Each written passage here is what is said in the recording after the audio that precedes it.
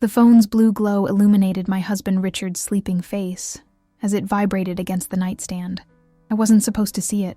I wasn't supposed to be awake, but insomnia had kept me company again that night, and so I watched as he stirred, reached for it groggily, and then, in that split second before answering, I saw his eyes widen with panic when he read those two damning words on the caller ID. My daughter. We have no children together. Richard's only daughter, Ashley, died in a car accident 5 years ago. Hello? He whispered, turning away from me, his voice suddenly alert despite the late hour. He thought I was asleep. I kept my breathing deep, and even as he slipped out of our bed and padded down the hallway to the guest bathroom, closing the door behind him with practiced quietness. The same quietness I'd noticed over the past few months, along with the late-night texts he'd shielded from my view, the unexplained absences, the sudden business trips. I lay there frozen, my mind racing through possibilities, each more devastating than the last. Who was calling my husband at midnight, saved in his contacts as my daughter? And why did Richard look terrified that I might discover her existence? When he returned 20 minutes later, he slid back into bed carefully, checking to see if I was still asleep. I maintained my charade of peaceful slumber. Though my heart hammered so loudly, I was certain he could hear it. He placed his phone face down on the nightstand, something he never did before. Within minutes, his breathing deepened, and he was asleep again. But I wasn't. I lay awake until dawn broke through our bedroom curtains, the same question circling my mind like a vulture. Who was this mysterious daughter? And what other secrets was my husband of 17 years hiding from me? The next morning, I moved through our spacious Connecticut home like a ghost, preparing Richard's coffee just the way he liked it. 1 sugar, splash of cream, while he showered upstairs. The routine we'd maintained for nearly 2 decades felt suddenly foreign, as if I were playing a role in someone else's life. "Morning, beautiful," he said, coming up behind me in the kitchen, kissing the back of my neck like he did every day.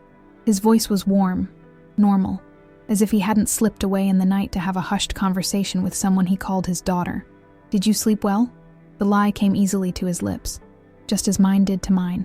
Like a baby, I smiled, handing him his coffee mug, the one our friends had given us on our 15th anniversary. "Biggest decision, best decision," it read, with our wedding date underneath. I watched him sip his coffee, his eyes crinkling with contentment above the rim of the mug. After 17 years together, I thought I knew every expression, every mood, every secret Richard Ellis had. Now I wondered if I knew this man at all. "I might be late tonight," he said casually, checking his watch. The Rolex I'd saved for 3 years to buy him on his 40th birthday. "Board meeting that'll probably run over." Another lie. There was no board meeting. I knew his schedule better than he did, because I was the one who helped him keep track of everything. That's what partners do. That's what I thought we were. "No problem," I replied, my voice steady despite the tremor I felt inside. "I've got that charity committee meeting anyway. Might be a late one." I didn't have a meeting, but tonight, I would discover who was on the other end of that midnight call. I would finally learn who my husband called my daughter. As he left for work, briefcase in hand, he turned back at the door and smiled. That same smile that had made me fall in love with him all those years ago at Sarah Lawrence College. "Love you, Carol," he said, his voice so sincere that for a moment I doubted what I'd seen the night before. "Love you too," I replied automatically, wondering if either of us meant those words anymore. When the door closed behind him, I sank onto our kitchen stool, my hands shaking so badly I could barely hold my coffee mug. After 17 years of marriage, after nursing him through a cancer scare, after supporting him when his first business failed, after moving 6 times for his career, after helping him grieve his daughter's death, after everything we'd been through together, had it all been leading to this moment of betrayal? I looked around our designer kitchen, the marble countertops I'd selected, the copper pots hanging above the island, the family photos on the refrigerator, evidence of the life we'd built together. A perfect life, or so I'd thought. The woman staring back at me from the reflective surface of our stainless steel refrigerator was someone I barely recognized. Pale, wide-eyed, her chestnut hair streaked with the gray she'd been too busy to color recently. At 52, Carol Ellis had been confident, comfortable in her own skin, secure in her marriage. Now I felt like I'd aged a decade overnight, my foundation cracked beyond repair by those 2 words on a phone screen. My daughter. I took a deep breath, steadying myself against the kitchen island. I wouldn't break down. Not yet. First, I needed answers. My name is Carol Ellis. For the past 17 years, I've been married to Richard, a successful investment banker with a corner office overlooking Manhattan. We live in a 4-bedroom colonial in Greenwich, Connecticut, with a garden I tend myself, and a guest room that's always ready for visitors, though they rarely come anymore. Most people would say I have the perfect life. A successful husband who still looks at me with desire. A beautiful home in one of the most exclusive zip codes in America. Financial security that allows me to volunteer rather than work. Country club memberships and summer vacations in the Hamptons. I drive a Lexus SUV, wear designer clothes when I bother to dress up, and host dinner parties that our friends talk about for months. But perfection has its price, and I've paid it, year after year, in the currency of compromise. I gave up my career as an art curator when Richard's job required us to move from Boston to Chicago, then from Chicago to Philadelphia, and finally to New York. With each move, I packed up our life and recreated our home, making sure Richard never had to worry about anything but his work. I handled the movers, the decorators, the contractors. I researched schools for Ashley, Richard's daughter from his first marriage, who came to live with us full-time when she was 10 after her mother's descent into alcoholism made their home unstable. Ashley had been the light of our lives, a bright, spirited girl who filled our home with laughter and teenage drama in equal measure. But 5 years ago, driving home from college during a snowstorm, she lost control of her car on the icy highway. The police said she died instantly. The pain, however, has lingered far longer. Richard never fully recovered from losing Ashley. Neither did I, though people tend to forget that stepmothers grieve too. I was the one who helped raise her from age 10 to 18. I was the one who taught her to apply makeup, who explained what was happening when she got her first period, who stayed up late helping her with science projects and editing her college essays. I loved her as if she were my own. Perhaps that's why Richard and I never had children together. Ashley filled that space in our hearts. Or perhaps it was the fertility treatments that failed, year after year, until we both agreed it was better to focus on the child we already had rather than chase the possibility of another. Every Tuesday morning, I still volunteer at the local children's hospital, reading to kids in the cancer ward. It both heals and hurts me, but I've never missed a session in 9 years. The hospital staff gave me a plaque last year for my service. It sits on our mantle next to Ashley's high school graduation photo. My days have a predictable rhythm. Up at 6 to make Richard breakfast before his commute into the city. 3 mornings a week at the gym with my friend Diane, who recently divorced her husband of 22 years after discovering his affair with his dental hygienist. Volunteer work. Committee meetings for various charities. Book club every other Thursday with women I've known for years, but who don't really know me at all. At night, Richard and I eat dinner together, sometimes at home, often at restaurants where the maitre d' knows us by name. We talk about his work, about politics, about the latest Netflix series we're watching. We rarely talk about Ashley anymore. We never talk about the emptiness her death left behind, or how it changed us both in ways we couldn't articulate. We still have sex, not as often as in our early years, but regularly enough. It's comfortable, familiar, or at least it was until recently, when Richard started working later, traveling more, becoming distant in ways so subtle I almost convinced myself I was imagining them. I've kept myself busy, of course. I serve on the board of the Greenwich Arts Council. I maintain our social calendar. I keep our home running smoothly. But lately, I've found myself standing in rooms, unable to remember why I entered. I've caught my reflection in windows and mirrors and wondered who that woman is, the one with the perfect highlights and the empty eyes. Last month, I turned 52, and Richard threw me a surprise party at our country club. 60 people gathered to celebrate, raising champagne flutes to toast my ageless beauty and generous spirit. I smiled and thanked them, but inside I felt hollow. How many of these people would stand by me if they knew the truth? That my perfect marriage was a carefully constructed facade, hiding the grief and loneliness that had become my constant companions.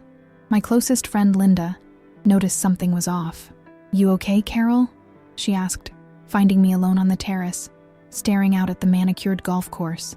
"You seem a million miles away." "Just feeling my age," I lied, forcing a smile. Linda, divorced 3 years, and now dating a yoga instructor 10 years her junior, squeezed my arm. "Please, you look amazing. And Richard still looks at you like you're dessert. Some of us would kill for what you have. If she only knew." The truth is, Richard has been pulling away for months. At first, I attributed it to work stress. His firm was handling a major merger, and the hours were brutal. Then I thought perhaps it was approaching the 5th anniversary of Ashley's death. Grief has a way of circling back, ambushing you just when you think you've moved forward. But there were other signs I couldn't ignore. The passwords on his phone and laptop suddenly changed. The credit card statements he now reviewed online instead of leaving the paper copies in his desk where I could see them when paying bills. The mysterious weekend conferences that appeared on his calendar with vague descriptions. The way he'd step outside to take certain calls, claiming the reception was better in the garden. And now this, a midnight call from someone saved in his phone as my daughter. I've spent the morning in a daze, mechanically going through the motions of my day. I canceled my lunch with Diane, claiming a migraine. Instead, I sat in our sunroom, laptop open, searching for answers. First, I logged into our phone account. Richard had added me as an administrator years ago and never removed me. I checked his call history, my hands trembling slightly as I scrolled through the list. There it was, a 2-minute call at 12:04 a.m. from a number with a Seattle area code. Seattle. We had no connections to Seattle. No family, no friends, no business associates that I knew of. I wrote down the number, then continued scrolling through months of call logs. The same number appeared repeatedly, brief calls, usually late at night or during his lunch hour. The first call was from 8 months ago. 8 months of secret calls to someone in Seattle, someone he called my daughter. With shaking fingers, I typed the number into Google, but nothing relevant appeared. I tried various people search websites with the same result. Whoever owned this number had kept their digital footprint minimal. I closed my laptop and walked to the large bay window overlooking our backyard. The gardener had just finished trimming the hedges, and everything looked immaculate. The rose bushes I'd planted when we first moved in, the stone patio where we'd hosted countless summer barbecues, the small meditation garden I'd created after Ashley died. My perfect life and my perfect home, all of it built on what now felt like quicksand. The grandfather clock in the hallway chimed noon, startling me. I had hours before Richard would return, before I needed to pretend everything was normal while planning my next move, because I would have answers. After 17 years of marriage, I deserved at least that much. I walked to our bedroom and opened Richard's closet, the walk-in space meticulously organized because that's how he liked it. His suits hung in a neat row, organized by color. His shoes were aligned perfectly on the rack I'd bought him last Christmas. Everything in its place, except for the shoebox on the top shelf, the one pushed to the back corner, behind his winter sweaters, the one I'd never noticed before because it didn't belong there. Richard kept his financial documents in his home office, his mementos from Ashley in the cedar chest at the foot of our bed. This shoebox was out of place, hidden. Standing on tiptoe, I reached for it, my heart pounding so loudly I could hear it in my ears. The box was heavier than I expected, and as I brought it down, something inside shifted. Sitting on the edge of our bed, the bed we'd shared for 17 years, I removed the lid and felt my world collapse around me. Inside the shoebox were dozens of photographs, none of which I had ever seen before. With trembling hands, I lifted the first one. A young woman, perhaps 25, with long dark hair and Richard's distinctive gray-blue eyes. She was standing on a pier with the Seattle skyline behind her, laughing at the camera. She looked so much like Ashley that for a moment I couldn't breathe. The next photo showed the same young woman as a teenager, wearing a cap and gown at what appeared to be a high school graduation. Richard stood beside her, his arm around her shoulders, beaming with pride. He looked younger. This photo had to be at least 7 or 8 years old, during our marriage. Photo after photo showed Richard with this girl at various ages, at what looked like a dance recital when she was about 12, at a beach when she was a teenager, in front of a college dormitory. A complete record of a father-daughter relationship that had existed parallel to our life together, parallel to his relationship with Ashley. At the bottom of the box, I found a birth certificate. The girl's name was Megan Andrews, born 25 years ago in Seattle. Mother, Kimberly Andrews. Father, Richard Ellis. 25 years ago, Richard would have been 29, just starting his career in finance. 4 years before he met me. 3 years before his brief first marriage to Ashley's mother. My hands shook as I stared at the document, trying to make sense of it. Richard had another daughter, a daughter he had never once mentioned in our 17 years together. A daughter he had apparently maintained a relationship with throughout our marriage, without ever telling me she existed. Beneath the birth certificate was a stack of greeting cards, birthday cards, graduation cards, Christmas cards, all addressed to Dad or Daddy, and signed, "Love always, Megan." The most recent was dated just 2 months ago. Years of secret visits disguised as business trips, years of lies, years of a hidden life that excluded me completely. I carefully returned everything to the box exactly as I had found it and placed it back on the shelf. Then I went to the bathroom and vomited until there was nothing left but bile and the bitter taste of betrayal. When I could stand again, I splashed cold water on my face and stared at my reflection. The woman looking back at me was a stranger, pale, hollow-eyed, shattered. How had I not known? How had I missed the signs of such a monumental deception? I thought about the times Richard had gone to industry conferences in Seattle, about the mysterious packages he sometimes received and quickly spirited away to his office, about the calls he'd taken private, his voice softening in a way I'd only heard him use with Ashley. My phone chimed with a text message. It was Richard. "Meeting running late. Don't wait up for dinner. Love you." Another lie. There was no meeting. Was he talking to her again? Planning his next secret trip to Seattle? I typed back, "No problem. Enjoy your meeting." Then I added, "Love you too." The words tasted like ash. Walking downstairs in a daze, I poured myself a generous glass of wine and carried it out to the patio. The May afternoon was perfect. Warm sunshine, a gentle breeze carrying the scent of my blooming roses. Birds chirped in the maple tree Richard and I had planted when we first moved in. Everything looked exactly the same as it had this morning, and yet nothing would ever be the same again. I pulled out my phone and called the one person I thought might have answers. "Linda, it's Carol. I need to ask you something, and I need you to be completely honest with me." I took a deep breath. "Did you know Richard had another daughter? A girl named Megan in Seattle?" The silence that followed was all the answer I needed. "Oh, Carol." Linda's voice was soft, pained. I assumed you knew." The ground seemed to tilt beneath me. "You knew?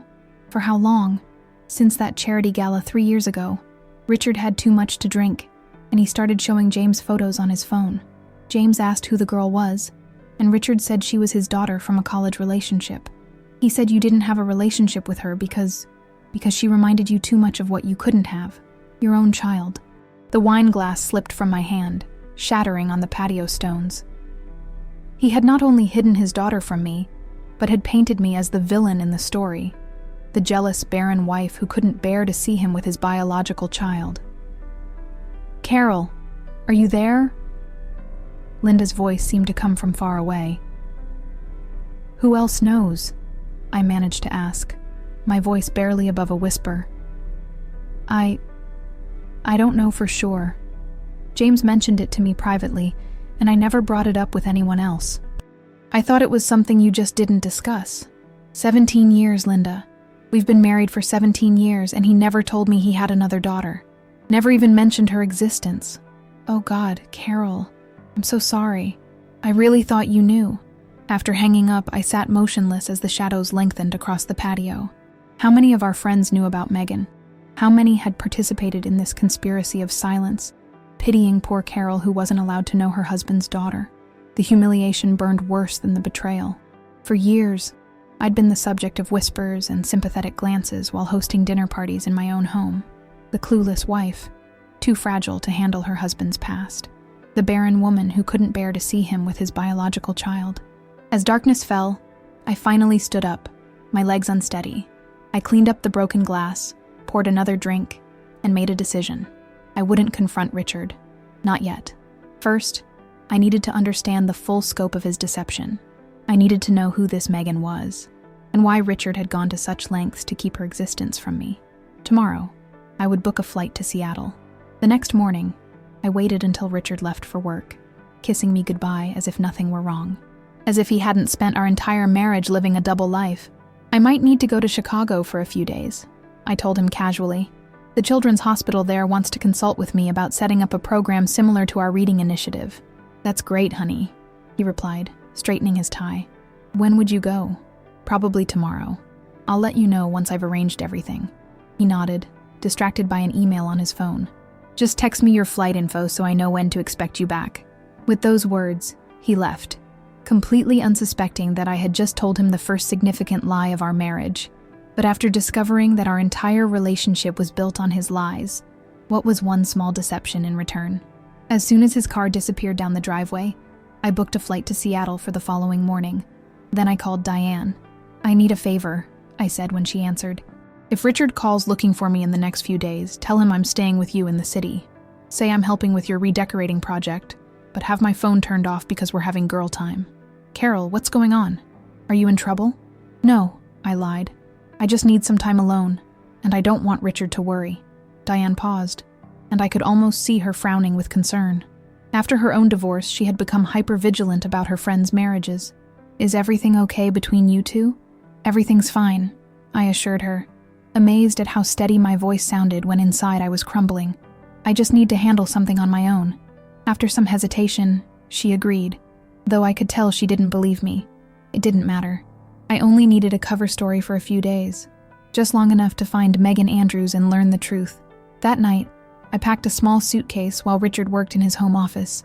When he finally came to bed, he seemed preoccupied, checking his phone one last time before plugging it in to charge. "Everything okay?" I asked, watching his face for any sign of guilt or deception. "Just work stuff," he replied, sliding under the covers beside me. He reached for my hand, interlacing our fingers the way he always did before sleep. "Tell me about your day." And so I did, recounting my lunch with a friend who didn't exist, a committee meeting that never happened, plans for my fictitious trip to Chicago. I lied to my husband with the same ease with which he had lied to me for 17 years. When he fell asleep, I lay awake staring at the ceiling, wondering who we had become. How had we gone from being partners who shared everything to strangers living parallel lives under the same roof? When had lies become our common language? In the darkness, I thought of Ashley, the daughter we had both loved. Had she known about Megan? Had Richard shared this secret with her while keeping me in the dark? The possibility felt like another betrayal, another knife in my already wounded heart. Morning couldn't come fast enough.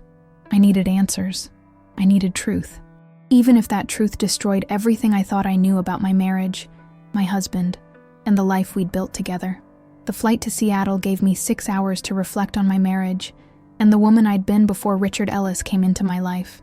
I grew up in Akron, Ohio, the only child of a high school English teacher and a nurse.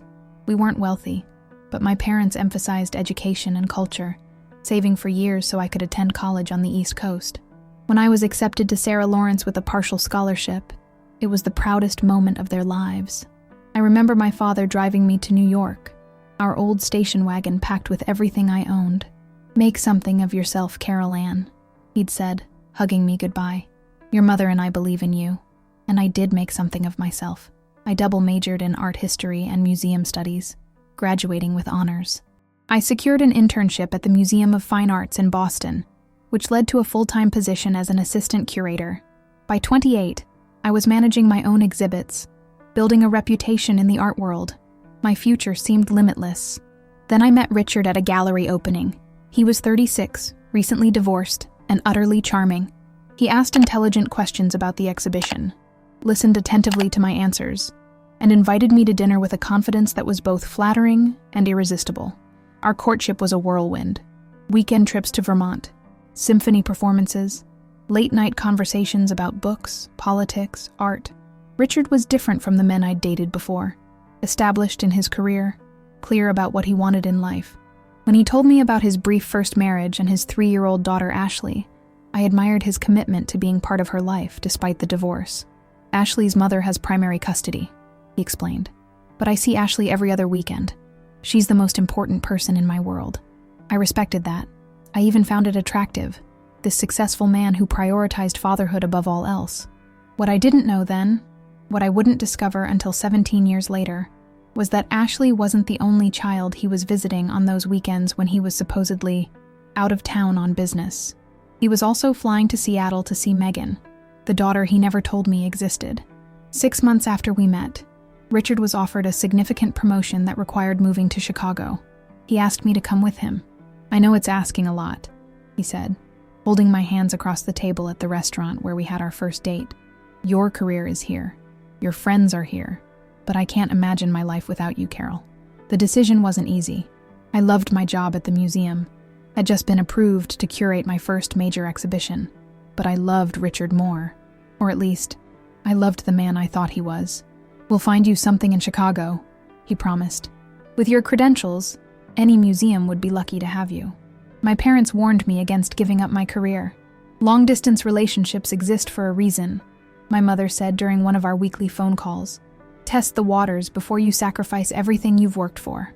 But at 30, watching many of my friends marry and start families, I worried about missing my chance. Richard was everything I wanted. Intelligent, successful, kind. He made me laugh. He made me feel cherished. He talked about our future together with such certainty that I believed him when he said my career wouldn't suffer. I moved to Chicago. Richard found us a beautiful apartment overlooking Lake Michigan. I secured a position at the Art Institute, not as prestigious as my role in Boston, but still within my field. For a while, it seemed my parents' concerns were unfounded. Richard and I thrived together. We married in a small ceremony with close friends and family.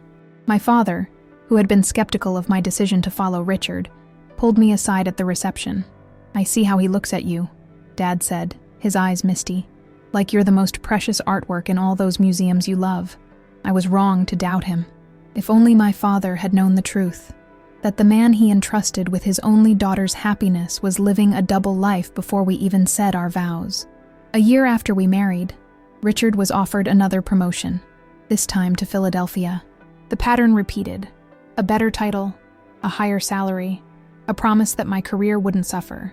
But in Philadelphia, the only museum position available was part-time, with little opportunity for advancement. "It's temporary," Richard assured me. "Something better will come along." But it didn't. And when Ashley's mother's alcoholism worsened to the point where 10-year-old Ashley came to live with us full-time, my focus shifted from my career to creating a stable home for this wounded child who needed a mother figure. I threw myself into raising Ashley. I attended parent-teacher conferences, supervised homework, drove her to soccer practice and dance lessons. I held her when she cried for her mother, who would make promises to get sober that she never kept. I celebrated her achievements and comforted her disappointments. I loved her fiercely, proudly, completely, as if she were my own. Meanwhile, Richard's career continued to ascend. When a prestigious investment firm in New York recruited him, promising to double his salary and fast-track him to partner, the decision seemed obvious. We'd move again, this time to Greenwich, Connecticut, allowing Richard to commute into Manhattan while Ashley attended one of the best public high schools in the country. By then, I'd been out of the museum world for years. My contacts had moved on. My expertise had stagnated. The prestigious Carol Williams, who had curated groundbreaking exhibitions in Boston, was now Carol Ellis, corporate wife and stepmother. I volunteered at Ashley's school. I joined the boards of local charities. I became exactly what Greenwich expected of a successful banker's wife, and I was happy, or at least I thought I was. Richard and I were partners. We made decisions together, supported each other's goals, created a loving home for Ashley. When fertility issues prevented us from having children of our own, we focused on the blessings we had, rather than what we lacked. "You're already the best mother I know," Richard told me during one particularly difficult night after another negative pregnancy test. "Ashley won the lottery when you came into her life." His words soothed the ache in my heart. If I couldn't have biological children, at least I had Ashley, this brilliant, spirited girl who called me Mom for the first time on her 12th birthday, bringing tears to my eyes. What I didn't know was that while I was pouring my soul into being a mother to his daughter, Richard was maintaining a secret relationship with another daughter, a girl who would have been close to Ashley's age, a girl who might have been Ashley's friend, maybe even her sister, if Richard had been honest about her existence. The plane began its descent into Seattle, pulling me back to the present. Looking out the window at the emerald landscape below, I wondered what story Richard had told Megan about me. Did she hate me, believing I was the reason her father kept her a secret? Did she even know I existed? As the wheels touched down, I made a promise to myself. Whatever I discovered in Seattle, I would face it with dignity. I had given 17 years of my life to a marriage built on lies. I wouldn't give Richard the satisfaction of breaking me completely. I retrieved my single suitcase from baggage claim, and took a taxi to the boutique hotel I'd booked downtown. The room was sleek and impersonal, a fitting base for the unraveling of my personal life. Sitting on the edge of the bed, I pulled out my phone and the note where I'd written down everything I knew about Megan Andrews, 25 years old, born and raised in Seattle, mother's name, Kimberly Andrews, works at Emerald City Physical Therapy, according to a business card I'd found in the Shoebox Lives, in the Ballard neighborhood based on an envelope address. It wasn't much to go on, but it was a start. I opened my laptop and searched for the physical therapy clinic. According to their website, Megan Andrews, DPT, specialized in sports rehabilitation. Her professional headshot showed the same dark-haired young woman from Richard's secret photos, smiling confidently at the camera. Richard's eyes stared back at me from her face. The clinic was open until 7 p.m. I checked my watch, just after 2 p.m. local time. Enough time to shower, change, and figure out exactly what I would say when I came face to face with my husband's secret daughter. As I stood under the hot spray of the shower, memories continued to flood back. The day Ashley left for college, both Richard and I crying as we drove away from her dormitory. The devastating phone call at 2 a.m. informing us of her accident. The funeral where Richard and I clung to each other, wondering how we would survive such an unbearable loss. Through it all, the highest highs and lowest lows of our marriage, Richard had maintained this secret life, this connection to a daughter I never knew existed. How many times had he called Megan while I was grieving Ashley? How many milestones had he celebrated with her while I believed we were sharing all parts of our lives? I stepped out of the shower, wrapped myself in the hotel's plush robe, and sat at the desk with a notepad. What exactly did I hope to accomplish by confronting Megan? What answers was I seeking? The truth, I realized, was that I needed to see her, to confirm that she was real, not just images in a hidden shoebox or a name on a birth certificate. I needed to understand why Richard had kept her a secret for our entire marriage. And perhaps most importantly, I needed to know if I had been living a lie all these years, or if there was something, anything, worth salvaging in the relationship I had built my life around. Taking a deep breath, I picked up my phone and dialed the clinic's number. A receptionist answered on the second ring. Emerald City Physical Therapy. How may I help you? I'd like to schedule an appointment with Megan Andrews, I said, my voice steadier than I felt. For this afternoon, if possible. Let me check her schedule. She has an opening at 4:30. May I have your name and the nature of your injury? I hesitated only briefly. Carol Ellis. And it's complicated. But I believe Dr. Andrews is the only one who can help me. As I hung up, I caught my reflection in the hotel mirror. A woman at a crossroads, about to confront the evidence of her husband's betrayal. The woman staring back at me looked afraid but determined. She had traveled across the country not just to find Megan Andrews, but to find herself, the Carol who existed before she became Mrs. Richard Ellis, the woman who had dreams and ambitions of her own, the woman who deserved better than a life built on lies. In 3 hours, I would meet my husband's secret daughter, and nothing would ever be the same again. Emerald City Physical Therapy occupied the ground floor of a modern building in downtown Seattle. The waiting room was bright and airy, with large windows overlooking a small courtyard garden. I gave my name to the receptionist and sat on one of the sleek chairs, a magazine unopened in my lap. My heart pounded so loudly I was certain everyone could hear it. What would I say to this young woman who shared my husband's blood but knew nothing of me? How would she react when she learned who I was? Mrs. Ellis? The receptionist called. Dr. Andrews will see you now. Last door on the right. I walked down the hallway on unsteady legs, passing treatment rooms where other therapists worked with patients. When I reached the last door, I paused, taking a deep breath before knocking softly. "Come in," called a voice from inside. I opened the door to find Megan Andrews reviewing a chart at her desk. She looked up with a professional smile that froze when she saw me. For a moment, we just stared at each other.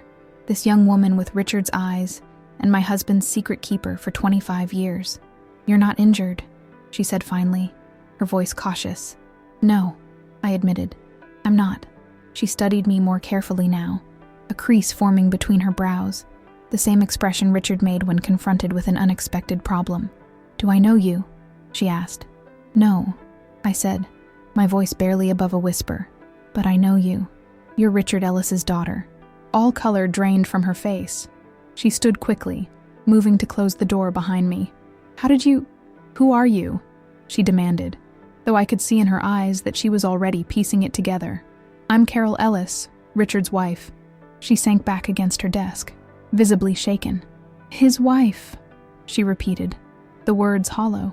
Then her eyes widened with realization. The one who didn't want anything to do with me. The accusation hit me like a physical blow. So that was the story Richard had told her. That I was the reason for their secrecy, the villain in their narrative. "Is that what he told you?" I asked quietly. "That I knew about you but wanted nothing to do with you." Confusion flickered across her face. "Isn't that true?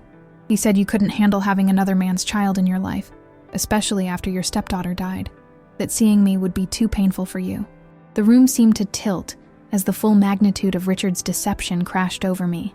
Not only had he hidden Megan's existence from me, but he had hidden my existence from her.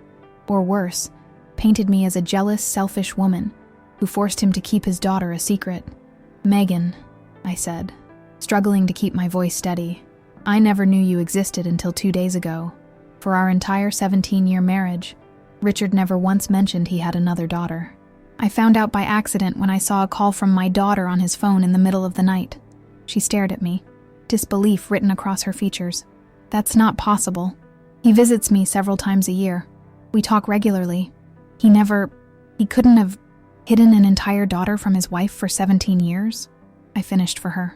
"That's what I thought too, until I found the shoebox of photos in his closet. Until I saw your birth certificate and realized he's been living a double life since before we met." Megan shook her head, backing away from me as if physical distance might make my words less true. "No, this is some kind of mistake. Dad wouldn't do that. He wouldn't lie to both of us for decades." "Did you ever come to Connecticut?" I asked. "Did you ever see our home? Meet our friends? Have dinner with us as a family?" "He said you didn't want me there," she whispered, but doubt was creeping into her voice. "He said it was easier this way, with separate lives. Easier for him, perhaps. Not for us." Megan's professional composure cracked. She looked suddenly young and vulnerable, a child discovering that her parent was fallible, deeply flawed, capable of profound deception. "I need to sit down," she said, moving to the small exam table. I took the chair opposite her, giving her space to process what I was saying. "Did you know about Ashley?" I asked after a moment. Megan nodded. "His daughter from his first marriage. I knew he had custody of her after her mom had problems with alcohol. He told me how you helped raise her, how much you loved her. He was devastated when she died."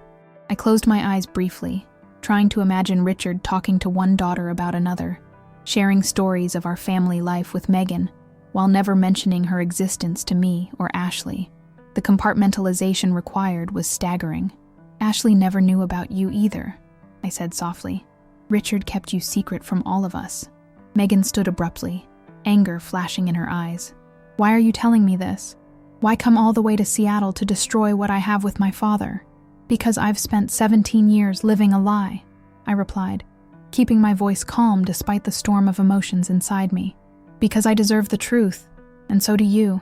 Because Richard Ellis doesn't get to play God with our lives anymore, deciding who knows what about whom." She paced the small exam room, running her hands through her dark hair, another mannerism so like Richard's that it made my chest ache. "This doesn't make sense," she insisted. "Dad calls me every Sunday. He's never missed a birthday or graduation. He helped pay for my college and graduate school. He's been a good father to me." "I'm not saying he hasn't," I acknowledged. "I'm saying he's been living a fractured life, keeping the people he claims to love in separate boxes that never intersect. And I want to know why." Megan stopped pacing and turned to face me, her expression hardening. "How do I know you're telling the truth? Maybe you've known about me all along, and you're the one who wanted me kept secret. Maybe now you're trying to drive a wedge between me and my father for some reason." I reached into my purse and pulled out my phone. "Call him," I said, holding it out to her. "Right now. Ask him if his wife knows about you. Watch his reaction." She hesitated, then pulled out her own phone instead. "I'll use mine. He'll recognize the number." I nodded, my heart racing as she dialed. She put the phone on speaker and placed it on the desk between us. Richard answered on the third ring.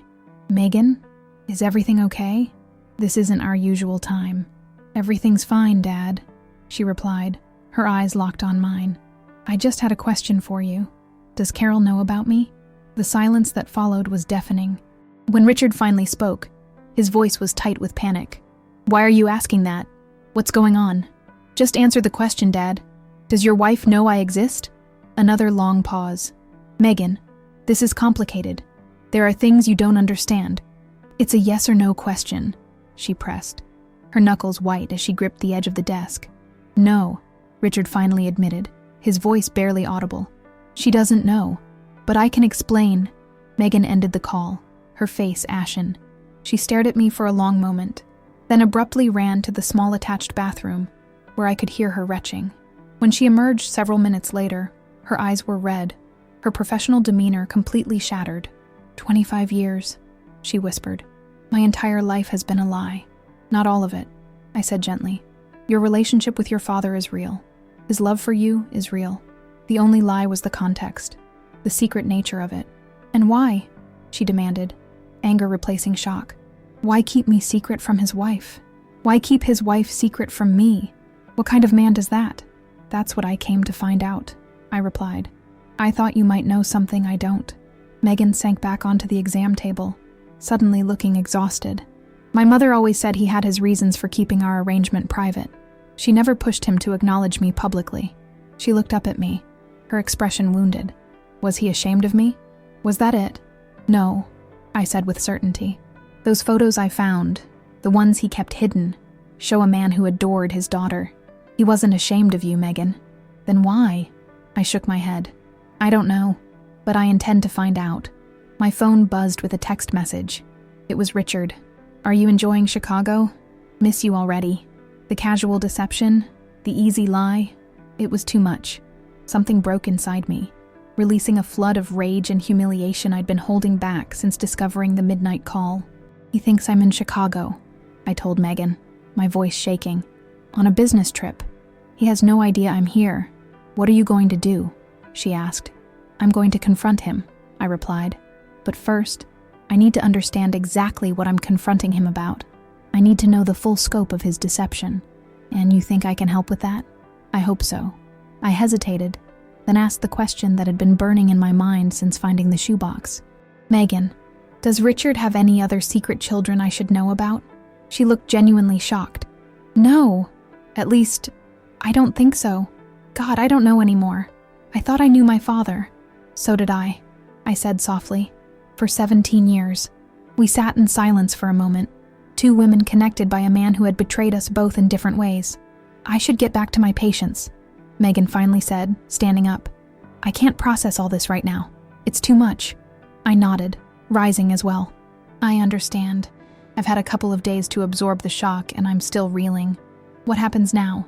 she asked, sounding younger than her 25 years. "I don't know," I admitted, "but I think we both deserve answers from Richard. Real ones, not more lies." As I turned to leave, Megan called after me. "Carol, do you think we could talk again before you go back to Connecticut? I have so many questions." The vulnerability in her voice touched something in me. Despite everything, this young woman was as much a victim of Richard's deception as I was. "I'm staying at the Alexis Hotel downtown," I told her. "Room 512. Call me when you're ready to talk." Walking out of the clinic into the Seattle afternoon, I felt strangely lighter, as if sharing the burden of Richard's betrayal had somehow diminished its weight. But that feeling evaporated when my phone rang, and I saw my husband's name on the screen. "Hello," I answered, trying to sound normal. "Hey, beautiful," Richard said, his voice warm and familiar. "How's Chicago treating you?" The casual lie, coming after what I'd just learned, made me physically ill. I leaned against the nearest building, fighting the urge to vomit as I had the day I discovered the shoebox. "Fine," I managed. The program directors were very receptive." "That's great. I knew they would be." He paused, then added, "I miss you, you know. The house feels empty without you." Tears burned behind my eyes. Tears of rage, not sorrow. How dare he? How dare he pretend to miss me while maintaining a relationship with a secret daughter for our entire marriage? "I miss you too," I lied, matching his deception with my own. "But I'll be home soon." "When's your flight again?" he asked. "Friday morning," I said, inventing a date that would give me time to learn everything I could in Seattle. "Perfect. I'll pick you up at the airport. Text me your flight details." "I will," I promised, knowing I would do no such thing. I should go. We're heading into another meeting. Of course. Love you, Carol. Love you too, I replied automatically, the words hollow and meaningless. As I ended the call, a text message appeared on my screen. It was from Megan. Dinner tonight, 7 p.m. There's a restaurant in your hotel. I have my mother's address if you want to talk to her too. I typed back, I'll be there. And yes, I'd like her address. 17 years of lies were about to unravel. And Richard Ellis, the man I thought I knew better than anyone in the world, was about to discover that his carefully constructed double life had finally collapsed. I arrived at the hotel restaurant 15 minutes early, choosing a quiet table in the corner where we wouldn't be overheard. The hostess brought me a glass of Chardonnay, which I sipped slowly, trying to calm my nerves. I hadn't eaten all day, but the thought of food made my stomach clench. Megan arrived precisely at 7, her professional clothes exchanged for jeans and a simple sweater that made her look younger, more vulnerable. She spotted me immediately and walked over, sliding into the chair across from me with a determined expression. I've been thinking about this all afternoon, she said without preamble. I couldn't focus on my patients. I had to reschedule 2 appointments because I kept making mistakes. I'm sorry, I said, meaning it. I never intended to disrupt your life. She waved away my apology. You didn't do this. He did. She signaled the waiter and ordered a gin and tonic. I've called him 6 times. He hasn't answered. He probably doesn't know what to say, I replied. The house of cards is collapsing. When her drink arrived, Megan took a long sip, then met my gaze directly. Tell me about your marriage. Please, I need to understand what kind of man my father really is. So I did. I told her about meeting Richard at the gallery opening, about our whirlwind courtship, about giving up my career to follow him from city to city. I told her about raising Ashley, about the fertility treatments that failed, about the life we'd built in Greenwich. I shared the good and the bad, the joy and the heartbreak, the 17 years of what I'd thought was a partnership based on trust and mutual respect. Megan listened intently, occasionally asking questions, but mostly absorbing my words with a thoughtfulness beyond her years. When I finished, she sat back, looking stunned. The father I know and the husband you described, they're the same man, but they're not, she said finally. It's like he's been living parallel lives. Tell me about your relationship with him, I urged. I want to understand that side too. She traced the rim of her glass with one finger, collecting her thoughts. My mom met him when she was a graduate student at UW, and he was visiting for a business conference. It was just a weekend thing, but she got pregnant. When she told him, he said he wasn't ready for fatherhood, but he'd provide financial support. This would have been before Richard's first marriage, before Ashley, before me. He sent checks regularly, Megan continued, but he wasn't part of my life until I was about 8. Mom said he called out of the blue, said he'd been thinking about me, wanted to meet me. That was the first time he came to Seattle. When was this exactly? I asked, my mind racing to place the timeline against our marriage. Let me think. I was in 3rd grade, so 2008. My heart sank. We had been married for nearly a year by then. Richard had started his secret visits to Megan while we were newlyweds. After that first visit, he came 3 or 4 times a year, she went on. Always for a few days at a time. Always staying at a hotel. He took me to museums, movies, the Space Needle. Typical dad stuff. As I got older, we'd talk on the phone regularly. He never missed a birthday or graduation. He paid for college and grad school. He was a good dad. Just a part-time, secret one. Did he ever explain why he kept you separate from his life in Connecticut? I asked. Megan's expression hardened. He told me you were fragile, that you'd had fertility issues and couldn't handle being reminded that he had a biological child when you couldn't. He said Ashley was different because she wasn't his biologically, so you could think of her as ours. She looked at me apologetically. I'm sorry. That sounds awful now that I'm saying it out loud. The cruelty of Richard's lie took my breath away. He had used my deepest pain, my inability to have children, as a weapon, a convenient excuse for his deception. That's not true, I said quietly. None of it. Yes, I couldn't have children, but I would never have rejected his daughter. I loved Ashley as my own. I would have welcomed you. I believe you, Megan said. The way he described you doesn't match the woman sitting in front of me now. We ordered more drinks, but no food, neither of us having an appetite. As the evening progressed, we pieced together more of Richard's elaborate deception. Megan described business trips that coincided with family vacations we'd taken, phone calls that must have happened while I was in the next room, stories Richard had told one of us about the other that were complete fabrications. "What I can't understand," I said as we neared the bottom of our second drinks, "is why? Why maintain these separate lives? Why not just be honest from the beginning?" Megan shook her head. "My mom might know. They've stayed in touch all these years. She never remarried, never even dated seriously as far as I know." A new suspicion bloomed in my mind. "Megan, is there any chance your mother and Richard have been having an affair for 25 years? She finished, raising an eyebrow. "I've been wondering the same thing since this afternoon. It would explain a lot.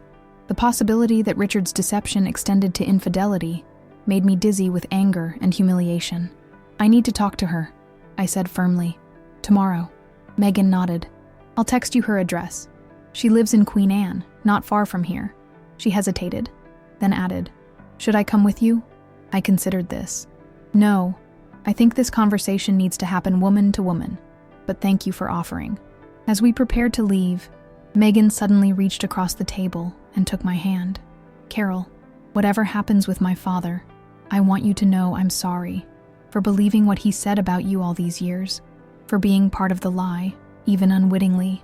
Her gesture, so unexpected and genuine, brought tears to my eyes. "None of this is your fault, Megan. We were both deceived by a man who claimed to love us. Outside the restaurant, we exchanged phone numbers and awkward goodbyes. Neither of us knew what our relationship would be after this, connected by Richard's betrayal, but otherwise strangers." Back in my hotel room, I checked my phone to find 3 missed calls from Richard and a text message asking if everything was okay in Chicago. I ignored them all and took a long, hot shower, letting the water wash away some of the tension in my shoulders. As steam filled the bathroom, I caught my reflection in the mirror and barely recognized the woman staring back. Her eyes were clearer, her jaw set with determination rather than shock. The initial devastation was giving way to something else. A slow-burning anger, yes, but also a strange sense of liberation. For 17 years, I had been living someone else's version of my life, a narrative controlled by Richard, who decided what I knew and didn't know, who I met and didn't meet. He had taken my choices away, one omission at a time. Wrapping myself in the hotel robe, I moved to the window and looked out at the Seattle skyline glittering against the night sky. This city, which I'd never visited before, had been a secret part of my husband's life for decades. He had walked these streets, eaten in these restaurants, created memories here, all while keeping me in the dark. But no more. The fog of deception was lifting, and in its place was a clarity I hadn't felt in years. I would find out the whole truth, from Kimberly Andrews, from Richard himself, and then I would decide what to do with the remains of my marriage. I picked up my phone and finally responded to Richard's texts. "Everything's fine. Just busy with meetings. Talk tomorrow." One more lie in a marriage built on them, but it would be the last one I would tell. From now on, I would live in truth, whatever the cost. Sleep eluded me that night as I replayed conversations with Richard over the years, searching for clues I might have missed. How many times had he mentioned business trips to Seattle? How many weekends had he been at conferences when he was actually visiting his secret daughter? How many of our friends knew the truth and pitied me behind my back? Around 3 a.m., I gave up on sleep and opened my laptop. With newfound determination, I logged into our joint accounts, bank statements, credit card records, cell phone bills, searching for patterns I'd never thought to look for before. There they were, hidden in plain sight. Flights to Seattle booked through his corporate account, hotel charges that aligned with school holidays and graduations, phone calls to the same Seattle number going back years. The evidence of his double life was all there, if only I had known to look for it. But I hadn't known, because I had trusted my husband completely. As dawn broke over Seattle, I made myself a cup of coffee and stood by the window, watching the city come to life. Somewhere in those streets was Kimberly Andrews, the woman who had shared a connection to Richard Ellis for 25 years, longer than my entire relationship with him. Today, I would meet her and hopefully find the answers to questions that had kept me awake all night. Whatever happened next, one thing was certain. Carol Ellis, the compliant wife, the woman who had sacrificed her career and identity for Richard's convenience, was gone.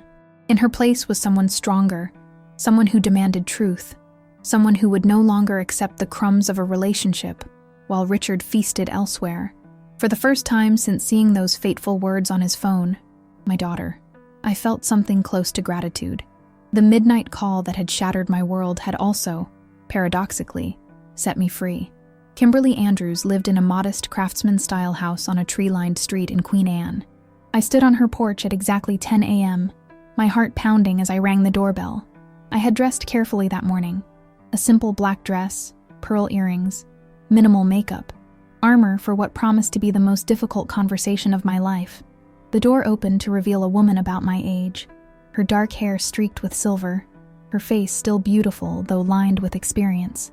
She looked at me with confusion, then recognition dawned in her eyes. "You're Carol," she said quietly. It wasn't a question. "And you're Kimberly," I replied, keeping my voice steady. "May I come in? We need to talk."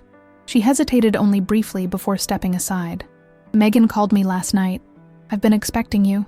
I followed her into a living room filled with books and art, family photos displayed prominently on the walls and shelves. Many featured Megan at various ages, and some included Richard, smiling, his arm around his daughter, looking exactly like the devoted father he was to Ashley. The sight of these photos, evidence of the parallel family life he'd maintained, made my stomach clench. "Would you like some coffee?" Kimberly offered, watching me take in the photographs. "Please," I said, grateful for the momentary reprieve. When she returned with 2 mugs, we sat across from each other, 2 women connected by the same man, meeting for the first time after decades of unknowing entanglement. "How much has Megan told you?" I asked. "Everything she knows," Kimberly replied, her hands wrapped around her mug. "That you've been married to Richard for 17 years and never knew about her. That Richard told her you knew but wanted nothing to do with her." She shook her head. "I find that hard to believe, to be honest. Richard isn't capable of that level of deception." A bitter laugh escaped before I could stop it. "With all due respect, Kimberly, you don't know what Richard is capable of." Neither did I, apparently. She studied me carefully. "You really didn't know about Megan?" "I discovered her existence 3 days ago when his phone rang at midnight. The caller ID said, 'My daughter.' Since our only daughter, Ashley, died 5 years ago, it raised some questions." Kimberly winced at my bluntness. "I'm sorry about Ashley. Richard was devastated when she passed. And I'm sorry about all of this. It wasn't supposed to happen this way." "How was it supposed to happen?" I demanded, my composure slipping. Was there a grand plan for when Richard would finally introduce his wife to his secret daughter? Or was I never supposed to know at all? She set down her coffee and met my gaze directly. "Carol, I need to tell you something, and it's going to be difficult to hear. But given what's already happened, I think you deserve the truth." My grip tightened on my mug. "That's all I want. Richard and I have known each other for almost 30 years, she began. "We met in college. He was a senior when I was a freshman. We dated seriously for 3 years, including while he was in graduate school. Everyone expected us to get married. I certainly did. This was not what I had expected. Richard had told me his relationship with Megan's mother was a brief affair, not a serious long-term relationship. When I got pregnant with Megan, Richard panicked," Kimberly continued. "He wasn't ready for fatherhood, he said. His career was just taking off, and a child would complicate everything. He offered to support me financially, but said he couldn't be the kind of father our child deserved." "So he abandoned you," I said flatly. She shook her head. "It wasn't that simple. We stayed in contact. He sent money religiously, called to check on me during the pregnancy, but he wasn't there for the birth or the early years." Her expression softened with memory. "It wasn't until Megan was about 8 that he reached out wanting to meet her. By then he was established in his career and married to you." "Why didn't he tell me?" I asked, the question that had consumed me for days. "Why keep Megan a secret from me for our entire marriage?" Kimberly sighed deeply. "Because of the agreement." "What agreement?" "When Richard's father was alive, he controlled the family trust, a significant amount of money that would eventually pass to Richard as the only son. But William Ellis was extremely traditional, concerned with the family's reputation and legacy. When he discovered Richard had fathered a child out of wedlock, he was furious. He threatened to disinherit Richard completely, unless certain conditions were met." I felt a chill creep up my spine. "What conditions?" "The pregnancy had to be kept quiet. No public acknowledgement of paternity. though private financial support was permitted. No contact until the child was older. And when Richard eventually married, his wife could never know about the indiscretion, as William called it. The official Ellis family line would remain untarnished. That's barbaric, I whispered. Forcing him to deny his own child? William Ellis was a cruel, controlling man, Kimberly said, a hardness entering her voice. But Richard agreed to his terms. He wanted the inheritance, not just for himself, but eventually for Megan. He promised me that one day, when his father was gone, he would acknowledge her publicly and make things right. William Ellis died 12 years ago, I pointed out. Richard has been in control of the family trust for over a decade. Yet he continued to hide Megan's existence. Kimberly's expression faltered. I know. When William died, I expected everything to change. Richard promised it would, but then there were always reasons to wait. He needed to settle the estate properly. He needed to ensure the trust was legally secure. He needed to find the right time to tell you. There is no right time to tell your wife you've been hiding a child for your entire marriage, I said coldly. I agree, she replied, surprising me. About 5 years ago, I gave Richard an ultimatum. Either he would acknowledge Megan publicly and tell you the truth, or I would. That's when he finally introduced her to his colleagues and friends here in Seattle. But he still couldn't bring himself to tell you. What stopped him? I asked. Fear that I would leave him? He said it was Ashley's death, Kimberly said quietly. That you were both still grieving. That it would be cruel to upend your life with this revelation while you were vulnerable. I believed him. I gave him more time. More time to lie, I said bitterly. More time to maintain his perfect image in Connecticut while playing devoted father in Seattle. Kimberly looked down at her hands. I'm not defending him, Carol. What he did to you was unconscionable. I thought I knew Richard better than anyone, but the man who could maintain this deception for so long, that's not the man I thought I knew. A terrible suspicion formed in my mind. Kimberly, are you and Richard lovers? She shook her head firmly. No, not for many years. We co-parent Megan, nothing more. Some of the tension left my body. At least Richard's betrayal hadn't extended to ongoing infidelity. There's something else you should know, Kimberly said, rising and walking to a small desk in the corner. She returned with a folder, which she handed to me. This is a copy of Richard's father's will and the terms of the family trust. I'm an attorney. I specialize in estate law. Richard gave me these years ago, when we were discussing Megan's inheritance rights. I opened the folder, scanning the legal language without fully comprehending it. I don't understand. What am I looking for? Page 7, paragraph 4, she directed. The morality clause. I turned to the section she indicated and read aloud. Should the beneficiary, Richard William Ellis, at any time publicly acknowledge paternity of a child born out of wedlock, or should his wife become aware of said child's existence, all benefits of this trust shall immediately terminate, and all assets shall be transferred to the William and Eleanor Ellis Foundation for distribution to charities selected by the board of directors. I looked up at Kimberly in shock. This is still in effect, even after William died. Yes, William structured it so that the clause remains binding until 30 years after his death. We still have 18 years to go. And how much money are we talking about?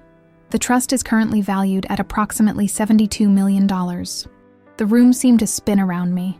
$72 million. The price of Richard's deception. So this was all about money, I said, my voice hollow. He chose $72 million over honesty with his wife. It wasn't just the money, Kimberly insisted. Richard truly believed he was protecting everyone. You from pain, Megan from insecurity, himself from his father's control even after death. He thought he could maintain both worlds indefinitely. How convenient for him, I said, a new anger building inside me. He got to play the devoted husband in Connecticut and the loving father in Seattle, all while protecting his inheritance. Meanwhile, you, Megan, and I lived with his lies. Kimberly didn't disagree. What will you do now? She asked instead. I closed the folder and stood up, suddenly clear about my next steps.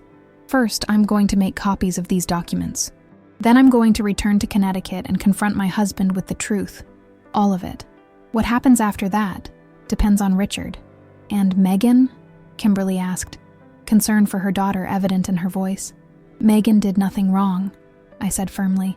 Whatever happens between Richard and me, she deserves a relationship with her father, an honest one. not built on lies. As I prepared to leave, Kimberly touched my arm lightly. "Carol, for what it's worth, Richard spoke of you with great admiration and love. The man I've known for 30 years is deeply flawed, but his feelings for you were genuine." I met her gaze steadily. "Love without honesty isn't love, Kimberly. It's manipulation. Richard may have convinced himself he was protecting us all, but the truth is, he was protecting himself. From difficult conversations, from potential rejection, from having to face the consequences of his choices." "You're right," she acknowledged. "And I'm sorry I didn't push harder for him to tell you years ago." At her door, I turned back one last time. "Thank you for your honesty today. It's more than Richard ever gave me." I left Queen Anne with the folder tucked safely in my purse, physical evidence of the elaborate deception that had defined my marriage. But rather than feeling more devastated, I felt strangely empowered. Knowledge, even painful knowledge, was preferable to the beautiful lie I'd been living. Back at my hotel, I used the business center to make copies of the trust documents, then booked a flight back to Connecticut for the following morning. I texted Megan, "Spoke with your mother. I have the whole story now. Flying home tomorrow to confront Richard. Would you like to meet for coffee before I leave?" Her response came quickly. "Yes. There's a cafe across from your hotel. 3 p.m.? See you there," I replied. As I packed my suitcase, my phone rang with Richard's number. I stared at it, debating whether to answer, before finally swiping to accept the call. "Hey," I said, keeping my voice neutral. "Sorry I missed your calls yesterday. It was a busy day." "No problem," Richard replied, sounding relieved. "How's Chicago? Making progress with the program?" The casual lie, one of thousands he'd told me over the years, made my blood boil, but I kept my tone even. "Very productive. I'm actually coming home early. Tomorrow instead of Friday." "That's great news," he said enthusiastically. "What time does your flight get in? I'll pick you up." For a brief moment, I considered telling him exactly where I was and what I knew, but this confrontation needed to happen face to face. "Don't worry about it," I said. "I'll take a car service. You have that client meeting tomorrow afternoon. I can reschedule," he offered. "I want to see you." "The meeting's important," I insisted. "I'll be fine on my own. I'll see you at home tomorrow evening." After ending the call, I sat on the edge of the hotel bed, my hands shaking slightly. Tomorrow, I would confront Richard with the truth. Tomorrow, I would decide whether our marriage could survive such a fundamental betrayal. Tomorrow, everything would change. But today, I had one more conversation to have, with the stepdaughter I never knew, the young woman who, like me, had been a pawn in Richard's elaborate game of deception. When I met Megan at the cafe, she was already waiting at a corner table, 2 cups of coffee in front of her. She looked up as I approached, her expression a mixture of wariness and resolve. "I ordered for you," she said. "Black with 1 sugar. Mom said that's how you take it." The simple gesture, this young woman trying to connect with me despite the bizarre circumstances, touched me deeply. "Thank you," I said, sliding into the chair across from her. "That's perfect. Did Mom show you the trust documents?" she asked without preamble. I nodded. 72 million reasons for your father to lie to us all. "That's not why I think he did it," Megan said, surprising me. "The money was part of it, sure, but Dad's successful in his own right. He could have walked away from grandfather's money if he'd really wanted to. Then why?" I asked, genuinely curious about her perspective. "Because he's a coward," she said bluntly. "He couldn't bear to disappoint anyone, so he tried to make everyone happy by keeping us in separate boxes. He couldn't face grandfather's disapproval, or your potential rejection, or my hurt feelings. So he created this elaborate fiction where everyone got what they wanted, except the truth." Her insight struck me as remarkably perceptive for someone so young. "You might be right," I acknowledged. "The Richard I thought I knew was always the peacemaker, the one who avoided conflict at all costs." "What will you do?" she asked, echoing her mother's question. "Confront him," I said simply. "After that, I don't know." Megan fidgeted with her coffee cup. "And what about me? Us? This weird connection we have now?" I reached across the table and took her hand, much as she had done with mine the previous evening. "Megan, none of this is your fault. You're an innocent party in your father's deception, just as I am. Whatever happens between Richard and me, I would like to know you, if that's something you'd want too." Her eyes filled with tears. "I would," I've always wondered about you, the mysterious wife my father never discussed, the woman who helped raise Ashley, and I wish I'd had the chance to know you all these years," I said sincerely. "To see you grow up alongside Ashley, to be part of your life. It's not too late," she said softly. Perhaps she was right. Perhaps some good could come from this painful revelation, a relationship neither of us had been allowed to have before. "I should warn you," I said. "Things might get messy when I confront Richard. The trust, the money, our marriage, everything is at stake." "I don't care about the money," Megan said firmly. "I care about the truth. For all of us." As we parted with a tentative hug, I felt a strange sense of peace settling over me. The anger and humiliation were still there, but alongside them was something new, a determination to reclaim my life, my dignity, my future. Richard Ellis had controlled our narrative for too long.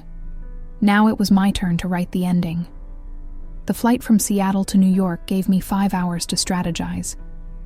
I sat in first class, an upgrade I rarely splurged on, but today felt different.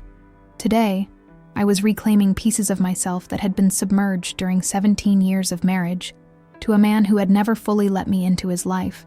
I opened my laptop and began to write, organizing my thoughts and the evidence I'd gathered, the trust documents Kimberly had provided, the phone records showing years of calls to Seattle, the shoebox of photographs documenting Richard's secret relationship with Megan, the lies he'd told both of us to keep us apart.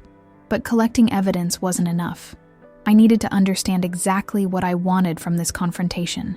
Revenge? Divorce? Reconciliation? The answer wasn't as clear-cut as I'd initially thought. Richard had betrayed me in the most fundamental way possible, not with a brief affair or a momentary lapse in judgment, but with a sustained deception that spanned our entire relationship. He had denied me the opportunity to know his daughter, to be part of her life. He had robbed me of agency in my own marriage by withholding information that would have influenced my decisions. And yet, we had built a life together. We had raised Ashley. We had supported each other through triumphs and tragedies. The love I'd felt for Richard, was it all based on a lie? Or was there truth buried beneath the deception? I thought about the morality clause in William Ellis's trust, the $72 million that would be forfeited if I learned about Megan. Richard stood to lose everything if I exposed what I knew. It gave me leverage, certainly, but what did I want to do with it? As the plane began its descent into New York, I closed my laptop, my strategy crystallizing. This wasn't about revenge. It wasn't even about the money.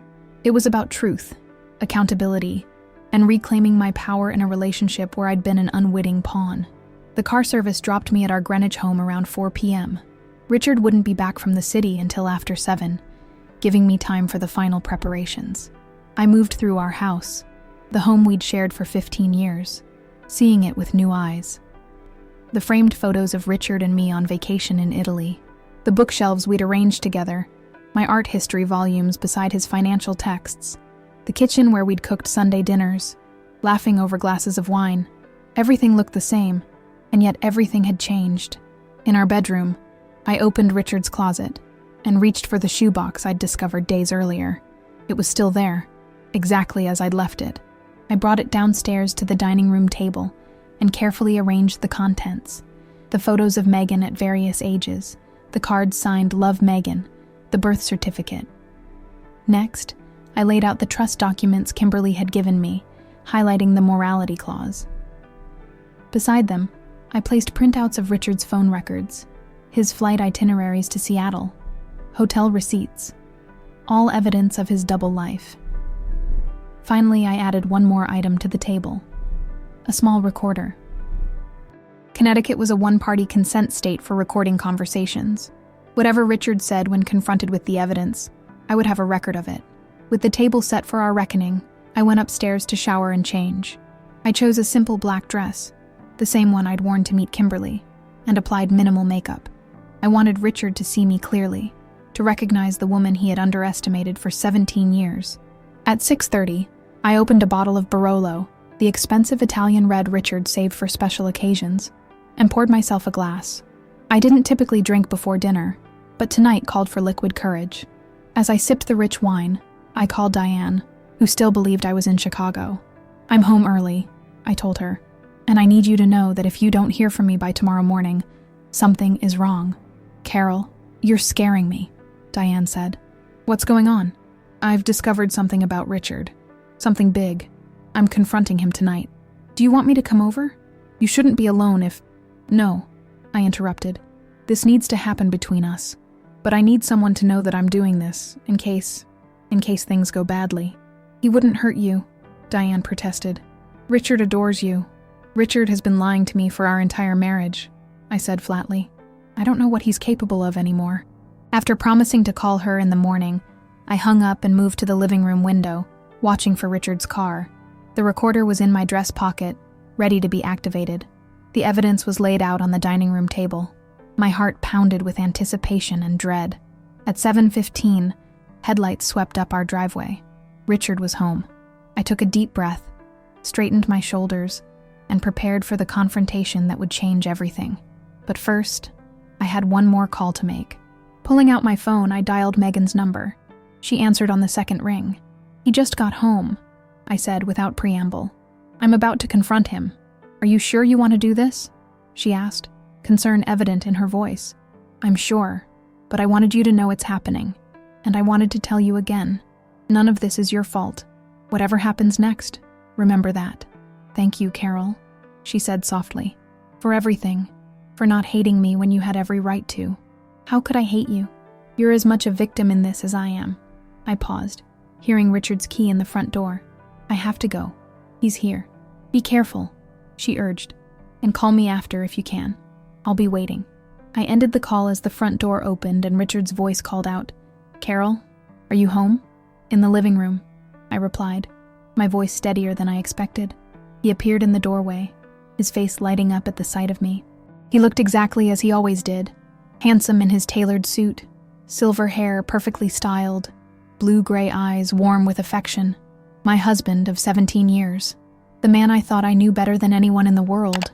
You're back early, he exclaimed, crossing the room to embrace me. I allowed the hug but didn't return it, my body stiff in his arms.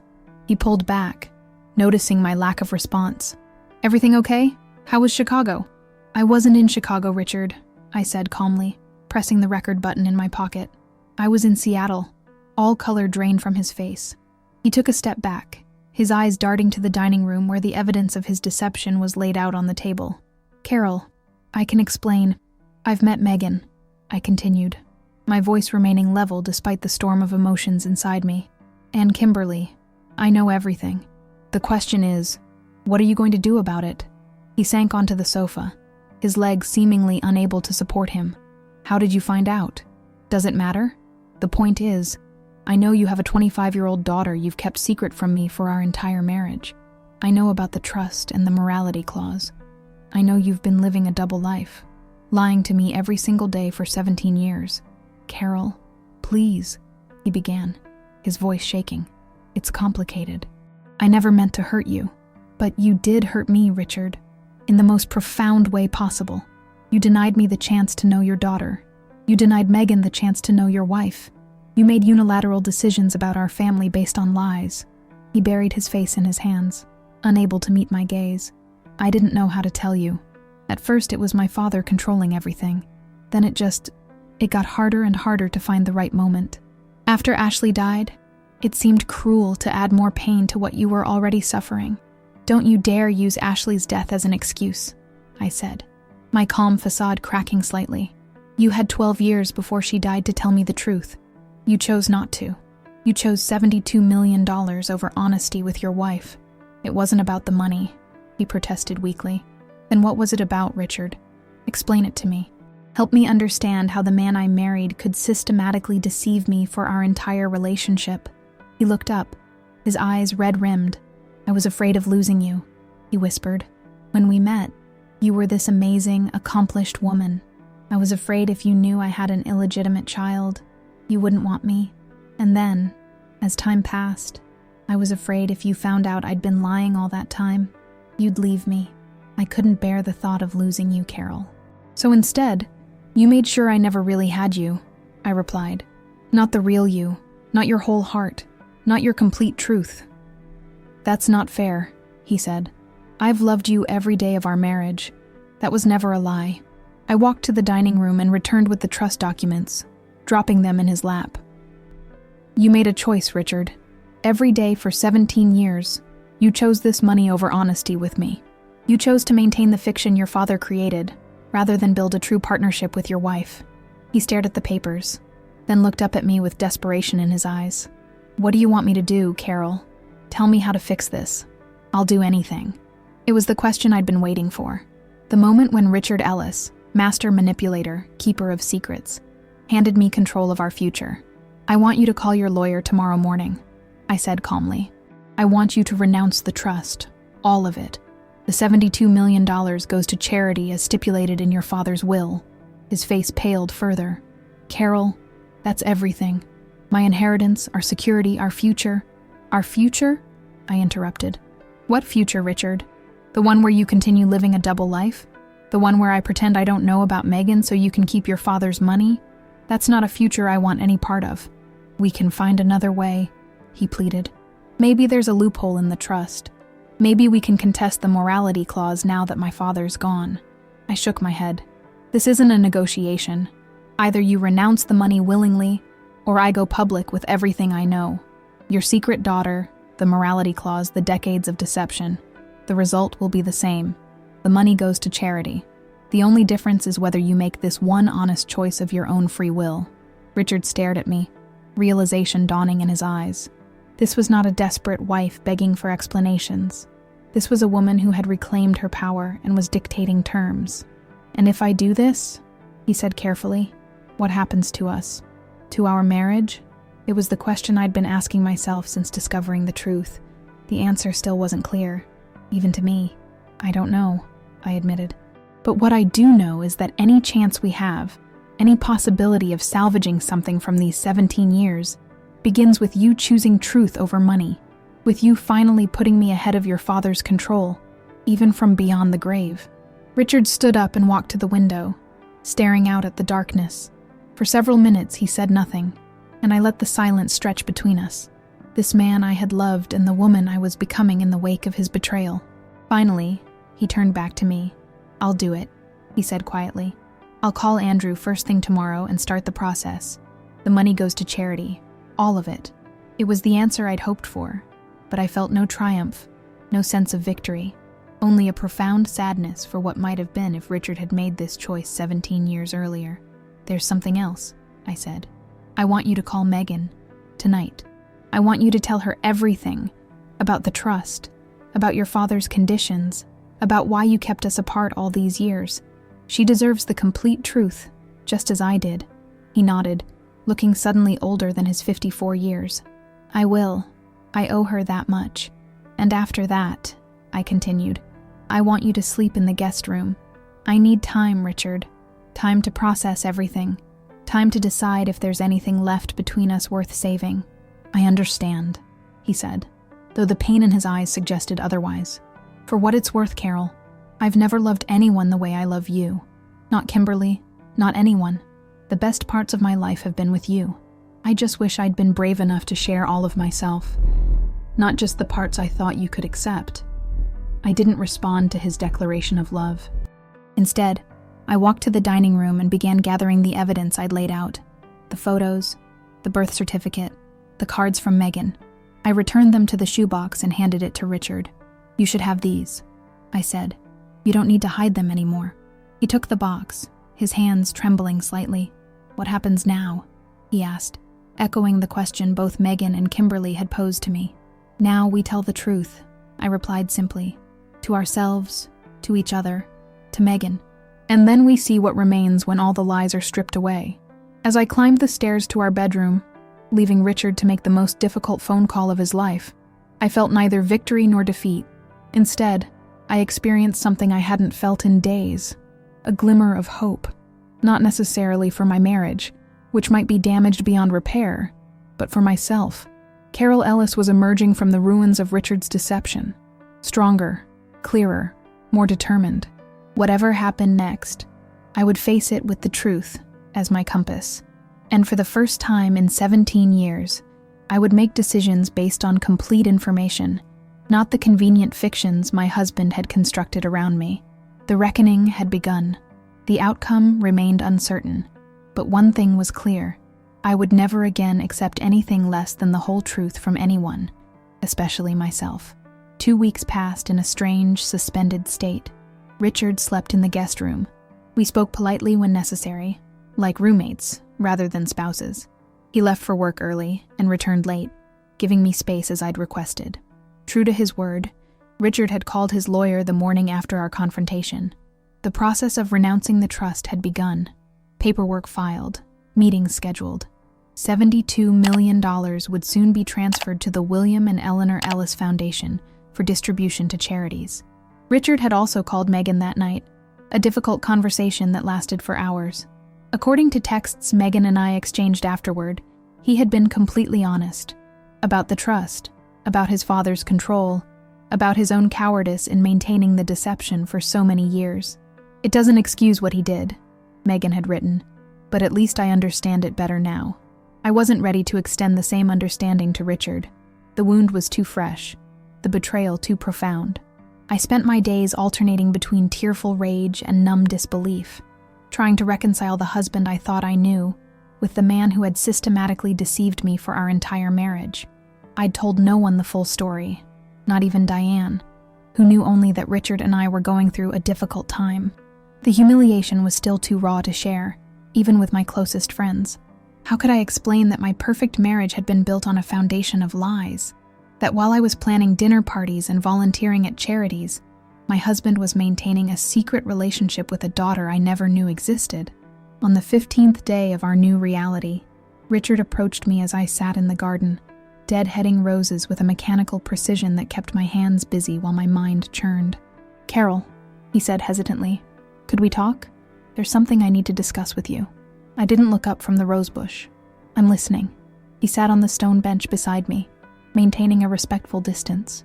"Andrew called this morning. The trust renunciation is complete. The money has been transferred to my father's foundation." This caught my attention. I set down my gardening shears and turned to face him. "All of it?" "Every penny," he confirmed. $72 million, as specified in the morality clause. "And how do you feel about that?" I asked, genuinely curious. For a man who had sacrificed his integrity to protect this inheritance, its loss must have been significant. He considered the question carefully. "Lighter," he said finally, "as if a weight I've carried for decades has been lifted. My father can't control me anymore. Not from the grave, not through his money, not through the secret I've kept to preserve it." He paused, meeting my gaze directly. "I should have done this 17 years ago, the day I asked you to marry me. I'm sorry I wasn't brave enough." I nodded, acknowledging his apology without accepting it. "Why did you want to talk to me? Just to tell me about the trust?" "No," he said, taking a deep breath. "There's something else. Megan has accepted a position at a physical therapy practice in Greenwich. She's moving here next month." The news startled me. "Here? To Connecticut?" "Yes. She's decided she wants to know this side of her family. Me, you, our friends, the place where Ashley grew up. If that's all right with you." The question hung between us, loaded with implications. Was I ready to welcome Richard's secret daughter into our shared life? To introduce her to our friends, our community? To face the inevitable questions about why we had never mentioned her before? "Of course it's all right," I said finally. "Megan shouldn't have to pay for your mistakes, Richard. She's welcome here." Relief washed over his face. "Thank you. That means more than you know." He hesitated, then continued. "There's something else. The practice is throwing a welcome reception for her next month. They're inviting colleagues, potential referral sources, community members. I'd like to attend, to support her, and I'd like you to come with me if you're willing." I understood what he was asking. This would be our first public appearance together since I'd discovered his deception. It would also be the first time Richard publicly acknowledged Megan as his daughter in our social circle. "What would we tell people?" I asked. "About why they've never heard of Megan before." Richard winced slightly. "The truth," he said firmly. "Or at least a version of it that protects your dignity while acknowledging my mistake. That she's my daughter from a relationship before we met. That I've maintained a connection with her throughout her life. And that due to complicated family dynamics, we're only now able to welcome her publicly into our lives." It wasn't the complete truth, but it wasn't entirely a lie either. and it spared me the public humiliation of everyone knowing my husband had deceived me for our entire marriage. "I'll think about it," I said, neither committing nor refusing. "When is the reception?" 3 weeks from Saturday, at the Delamar Hotel. I nodded, returning my attention to the roses. "I'll let you know." Richard stood to leave but paused. "There's one more thing, Carol. I've made an appointment with Dr. Levine for tomorrow afternoon. For myself, not couples counseling," he added quickly. "I need to understand why I did what I did. Why I valued money and my father's approval over honesty with the woman I love. Why I thought I could compartmentalize my life without consequences. I need to fix whatever is broken inside me that made this deception possible." Dr. Levine was the therapist who had helped us navigate our grief after Ashley died. The fact that Richard was voluntarily returning to therapy surprised me. That's good, Richard," I said, softer than I intended. "I hope it helps." "Me too," he replied, "because I want to be worthy of a second chance with you, even if I haven't earned it yet, even if I never do."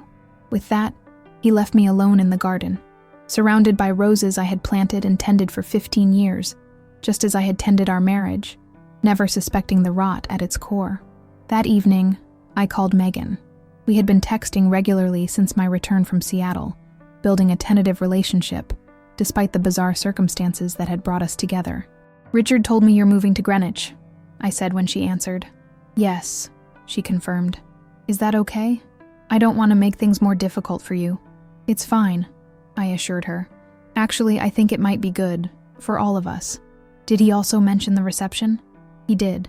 He said he'd invited you to come with him." She hesitated. "I'd really like you to be there, Carol, but I understand if it's too soon, too public." I sighed, torn between my lingering anger at Richard and my genuine desire to support Megan, who had been as deceived as I was. "I'm still deciding. It's complicated. Everything about this situation is complicated," she agreed. "Sometimes I wonder what it would have been like if Dad had been honest from the beginning. If you and I had known each other all along. If I had grown up knowing Ashley as my sister." The mention of Ashley sent a familiar pang through my heart. "She would have loved you," I said softly. "She always wanted a sister." "Tell me about her?" Megan asked.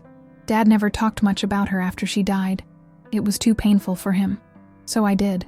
For the next hour, I shared stories about Ashley, her brilliant mind, her wicked sense of humor, her passionate commitment to environmental causes. It was the first time in years I'd been able to talk about her so freely, without worrying that my memories would deepen Richard's grief. As we prepared to hang up, Megan said quietly, "I know this isn't how either of us would have chosen to meet, but I'm glad we have, Carol. And I hope someday we can be family, in whatever form that takes." Her words stayed with me through a restless night. Family. It was all I had wanted for so long. To belong. To be truly known. To be part of something larger than myself.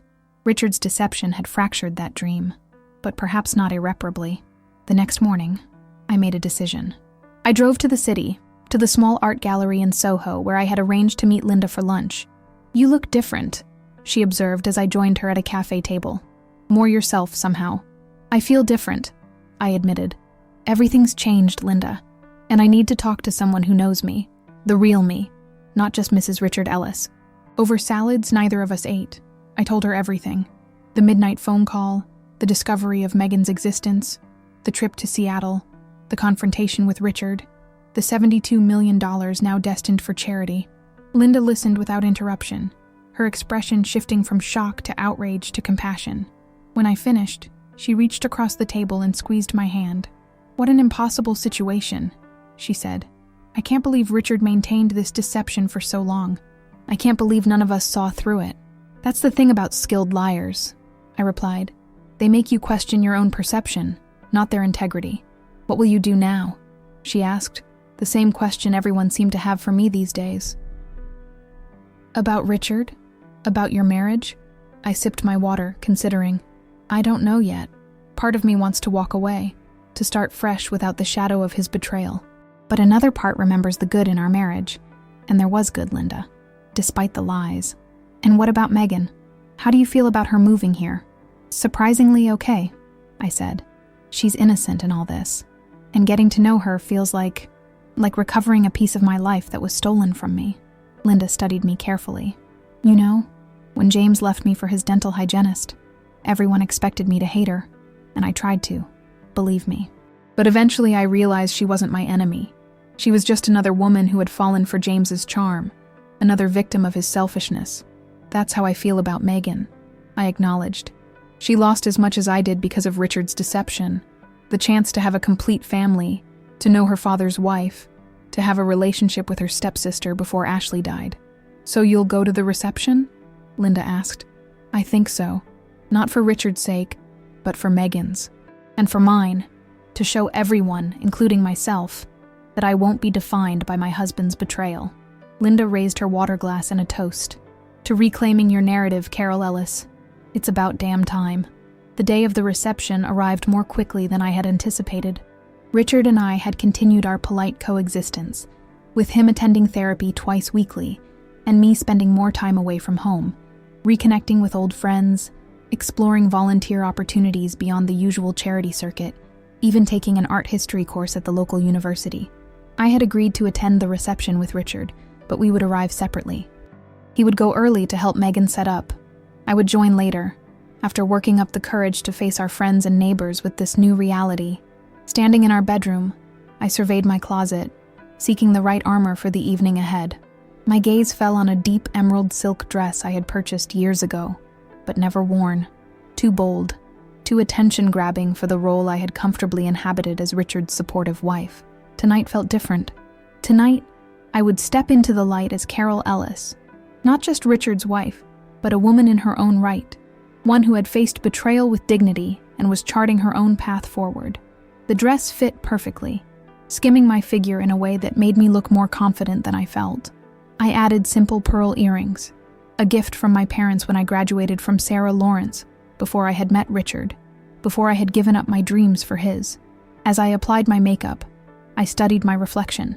The woman staring back at me had changed in the weeks since discovering Richard's deception. The shock had faded from her eyes, replaced by a steely determination. The uncertainty in her expression had given way to resolve. She looked older, perhaps, but also wiser, more fully herself. I arrived at the Delamar Hotel at precisely 7:30, when the reception would be in full swing. Taking a deep breath, I entered the ballroom where Megan's new colleagues had gathered to welcome her to the practice. The space was elegant but not ostentatious. White linens, subtle floral arrangements, soft jazz playing in the background. I spotted Richard immediately, standing near the bar with Megan, introducing her to people I recognized from our social circle.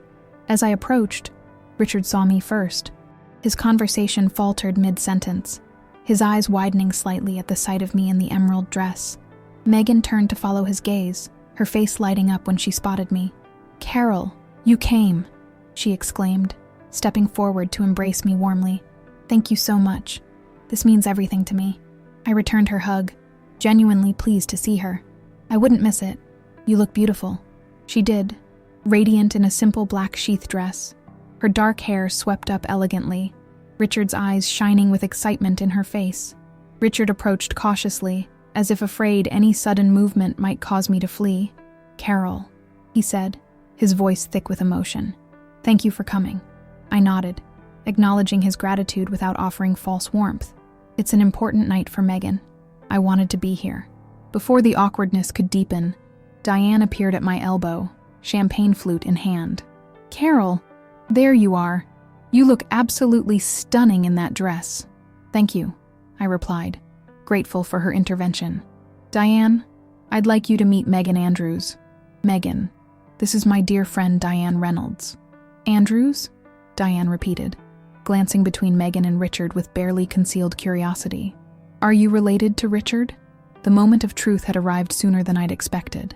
I looked at Richard, waiting to see how he would handle this first public acknowledgement of the secret he'd kept for 25 years. Richard straightened, meeting Diane's gaze directly. "Yes, Megan is my daughter, from a relationship before Carol and I met." Diane's eyebrows shot up. "Your daughter? But I didn't know you had another." "It's complicated," Richard interrupted smoothly. "Due to family circumstances, we've maintained a private relationship until recently. But now Megan's moving to Greenwich, and we're finally able to welcome her properly into our lives." His explanation, the one we had agreed upon, sounded rehearsed, but plausible. Diane's expression reflected confusion, but not suspicion. "Well," she said, recovering quickly, "it's lovely to meet you, Megan. Welcome to Greenwich. If you need anything at all while you're settling in, please don't hesitate to call me. Any daughter of Richard and Carol's is family to me." Her automatic inclusion of me in that statement, Richard and Carol's, sent an unexpected pang through my chest. How simple it sounded. How normal. As if Megan were truly our daughter, not a secret Richard had kept from me for 17 years. As the evening progressed, the scene repeated itself with variations. Friends and acquaintances expressed surprise at learning Richard had another daughter, but accepted his vague explanation about family circumstances without pressing for details. Many, like Diane, instinctively included me in their welcome to Megan, assuming a relationship that had never existed. Through it all, I maintained my composure, smiling, making small talk, standing beside Richard when necessary but never touching him, never pretending we were the united couple everyone believed us to be. During a quiet moment, Linda found me near the dessert table. "How are you holding up?" she asked, her voice low. "Better than expected," I admitted. "It's strange, but there's something liberating about all this. The secret is out. Not the whole truth, perhaps, but enough that I don't have to pretend anymore. And Richard? How's he handling it?" I glanced across the room to where my husband stood deep in conversation with Megan's new colleagues. "He's doing what Richard does best, charming everyone, smoothing over awkward questions, making the complicated seem simple. The same skills that allowed him to maintain his deception for so long," Linda observed. "Exactly," I sighed, suddenly tired of the performance we were all engaged in. "Linda, would you excuse me? I need some air." I slipped out to the hotel's waterfront terrace, breathing deeply of the cool May evening. The harbor stretched before me, boats gently rocking in their slips, lights from the opposite shore reflected in the dark water. I didn't hear Richard approach until he spoke. "Are you all right?" I turned to find him standing a respectful distance away, concern etched on his face. "I'm fine," I assured him. "Just needed a moment away from all of it." He nodded, understanding. "You've been amazing tonight, Carol. Far more gracious than I deserve." "I'm not doing it for you," I reminded him. "I'm doing it for Megan, and for myself." "I know." He hesitated, then added, "But I'm grateful nonetheless." We stood in silence for a moment, looking out at the water, this man I had loved for 17 years, and the woman I was becoming in the aftermath of his betrayal. "Dr. Levine says I have a pathological need to compartmentalize," Richard said suddenly, "to keep the different parts of my life separate and contained. It started with my father, his impossible expectations, his conditional love, his rigid rules for what constituted a proper Ellis. I learned early that the only way to survive was to show him what he wanted to see while hiding anything that might disappoint him." I listened without comment, curious despite myself about what insights therapy had provided. When Kimberly got pregnant, it confirmed everything my father had warned me about, that one mistake could ruin my future, destroy the family name, cost me my inheritance. So I did what I had always done. I compartmentalized. I created a box for Richard the responsible son, and a separate box for Richard the secret father. "And when we met?" I asked. "Did you create another box for Richard the husband?" He nodded, looking pained. "Yes. And for years I convinced myself it was working, that I could be a good husband to you, a good father to Ashley, and a good father to Megan, all without letting those worlds collide. I told myself I was protecting everyone, but Dr. Levine says I was really protecting myself, from having to confront the contradictions in my life, from having to make difficult choices." His candor surprised me. The Richard I had known for 17 years would never have spoken so openly about his flaws, his fears, his failures. "Is that supposed to make me understand? Or forgive you?" I asked, not unkindly. "Neither," he replied. "It's just the truth. Something I should have offered you years ago." Before I could respond, the glass doors to the terrace slid open, and Megan appeared. "There you are. I've been looking everywhere. They want to do a toast, and I'd like both of you to stand with me if that's okay." Richard looked at me, leaving the decision in my hands. I considered refusing, maintaining the emotional distance I had carefully preserved throughout the evening. But something in Megan's hopeful expression moved me. Of course, I said, moving toward her. We'd be honored. Back in the ballroom, the director of the physical therapy practice was waiting with raised glass. Ladies and gentlemen, if I could have your attention for a moment. We're absolutely thrilled to welcome Dr. Megan Andrews to our team. Her expertise in sports rehabilitation is unparalleled, and her compassion for patients is exactly what we value in our practice. Applause rippled through the crowd as Megan stepped forward, Richard and I flanking her on either side. I'd also like to welcome Megan's family to Greenwich, the director continued. Her father, Richard Ellis, whom many of you already know, and his wife Carol. I understand this is a special homecoming of sorts, bringing together a family with deep roots in our community. More applause, accompanied by smiles and nods from friends who had no idea of the complex truth behind this seemingly happy family reunion. To Megan, the director concluded, raising his glass higher. May this be the beginning of a wonderful new chapter for both her career and her family. To Megan, echoed the crowd. As glasses clinked around us, Richard's hand found mine, squeezing gently. I allowed the contact briefly before pulling away, not yet ready for such intimacy, even for appearance's sake. The remainder of the evening passed in a blur of introductions and congratulations. By the time the last guest began to depart, I was emotionally exhausted but strangely at peace. Whatever happened next, whether Richard and I found a way forward together or apart, tonight had been a step toward truth, toward wholeness, toward integration of the fractured pieces of our shared lives. As we prepared to leave, Megan pulled me aside for a private moment. Thank you, she said earnestly, for coming tonight, for standing with me, for being so gracious about all of this. You're welcome, I replied, meaning it. I'm glad you're here, Megan. I'm glad we finally have a chance to know each other, even under these circumstances. Me too. She hesitated, then added, Do you think...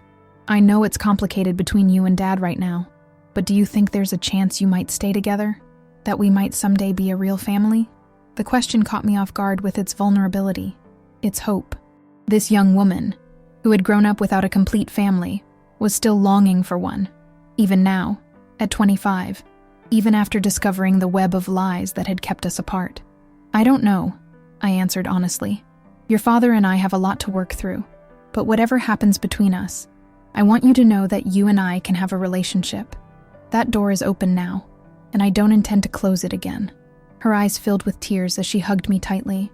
That means everything, she whispered.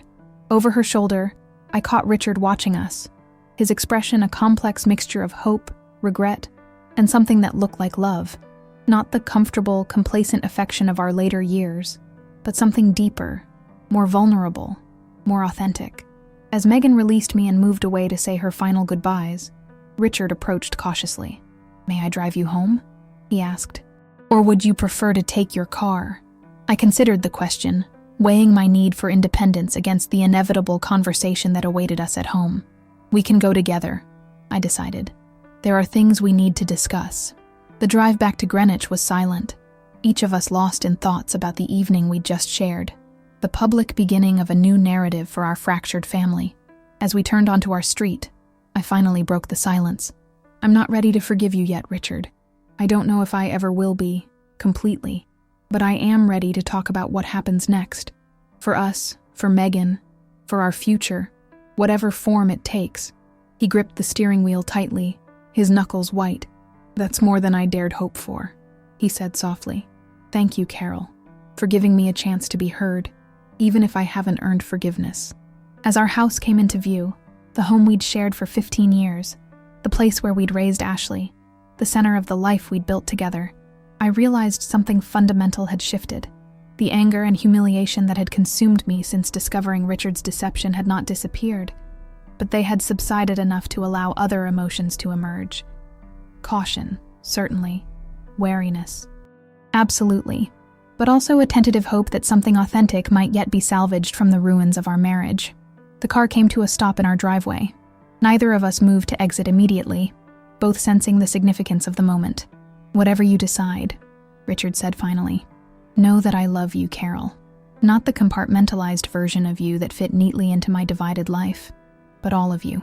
Your strength, your dignity, your capacity for growth even in the face of betrayal. I should have been honest with you from the beginning. I can only hope it's not too late to start now. I didn't respond with declarations of love or forgiveness. Those would come, if they came at all, only with time and consistent truth-telling. Instead, I simply nodded, acknowledging his words as we stepped out of the car and walked together toward our home, no longer living in the perfect illusion we'd maintained for 17 years, but perhaps moving toward something more difficult, more complex, and ultimately more real. 6 months have passed since the night Richard's phone rang with a call from my daughter. 6 months of therapy, individual for both Richard and me, couples sessions twice monthly. 6 months of painful conversations, tearful revelations, cautious steps toward rebuilding what was broken. Richard still sleeps in the guest room. Some wounds heal slowly, if at all, but we are talking, really talking, perhaps for the first time in our marriage, about his father's toxic legacy of conditional love, about my resentment over the career I abandoned, about the grief we both still carry for Ashley, about Megan, who has become an unexpected bridge between us. Megan has settled into her life in Greenwich. Her physical therapy practice is thriving.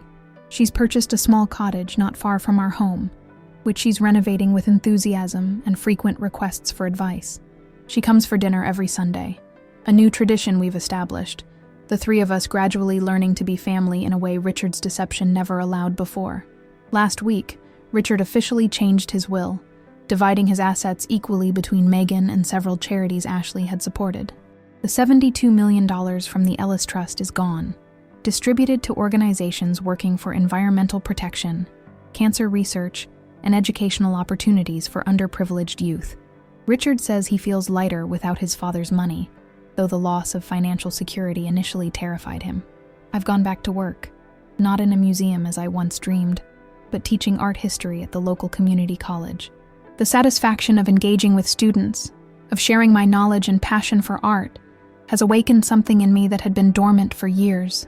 At 53, I'm rediscovering the woman I was before becoming Mrs. Richard Ellis, the ambitious, independent Carol Williams, who believed her future held unlimited possibilities.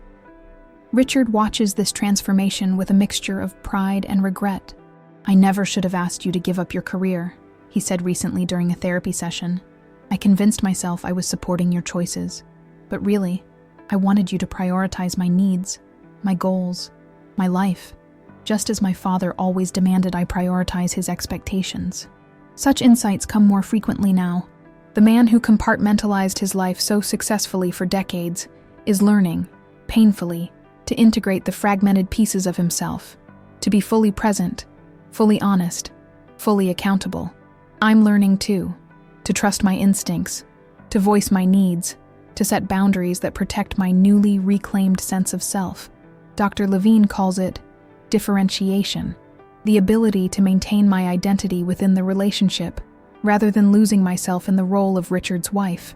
Friends have noticed the change in me.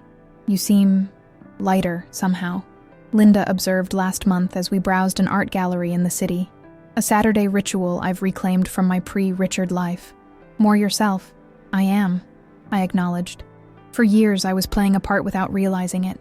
The perfect corporate wife, the supportive stepmother, the gracious hostess. I'd forgotten who I was beneath those roles. "And who is that?" she asked. I considered the question seriously. Someone who's still figuring it out, but someone who won't settle for a partial life anymore, or a relationship built on anything less than complete truth. The truth. Such a simple concept, yet so elusive in the complex web of human relationships. Richard and I are learning that truth isn't just the absence of lies. It's an active practice, a daily commitment to vulnerability and courage. Some days are harder than others. There are moments when the magnitude of his betrayal hits me anew, when I wonder if I'm a fool for staying, for trying to rebuild what was so fundamentally flawed. On those days, I remind myself that I'm not staying for Richard, or even for our marriage.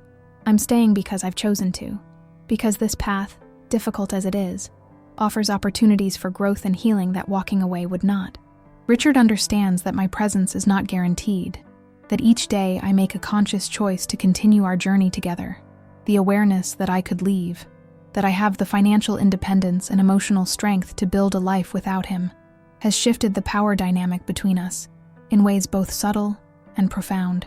I used to think I was protecting you, he admitted during a particularly raw therapy session.